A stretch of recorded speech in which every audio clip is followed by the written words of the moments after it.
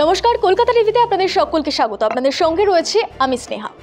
হু হু করে বাড়ছে করোনা আক্রান্তের সংখ্যা। গত 9 দিনে করোনা আক্রান্তের সংখ্যা 1300% বৃদ্ধি পেয়েছে বলে জানা যাচ্ছে এবং করোনায় আক্রান্ত হয়ে 28 জনের মৃত্যু হয়েছে। ঘটনায় বারবার করে আতঙ্ক ছড়ালেও চিকিৎসকেরা বলছেন কোনো রকম আতঙ্ক নয়, সতর্ক থাকুন। যেমনটা বলা হচ্ছে যে পরিসংখ্যান যা বলছে সব থেকে বেশি আক্রান্তের সংখ্যা কিন্তু কেরালে। সেখানে দেখা যাচ্ছে 1435 জন করোনায় আক্রান্ত হয়েছে।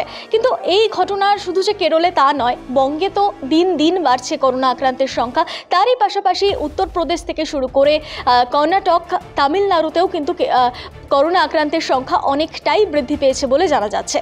এখনো পর্যন্ত দেশের সক্রিয় করোনা আক্রান্তের সংখ্যা বেড়ে দাঁড়িয়েছে 3961 জন, যা রীতিমতো ভয় ধরাচ্ছে। কিন্তু বারবার করেই চিকিৎসকেরা বলছেন যে সতর্ক থাকুন এবং যে সমস্ত নিয়মগুলি এর আগেও বেঁধে দেওয়া হয়েছিল, যেমন মাস্ক ব্যবহার করতে হবে, তারই পাশাপাশি স্যানিটাইজার ব্যবহার করতে হবে, এই সমস্ত নিয়মগুলি অবশ্যই সকলকে মেনে চলতে বলা হচ্ছে।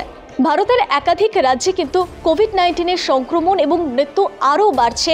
গত কয়েকদিনের এই ঘটনায় সেই ছবি একেবারে স্পষ্ট।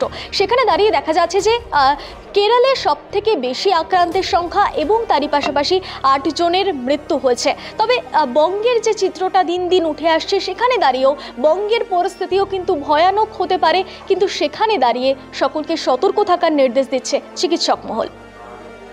আপনারা দেখতে থাকুন কলকাতা টিভির রাত দিন 7 দিন।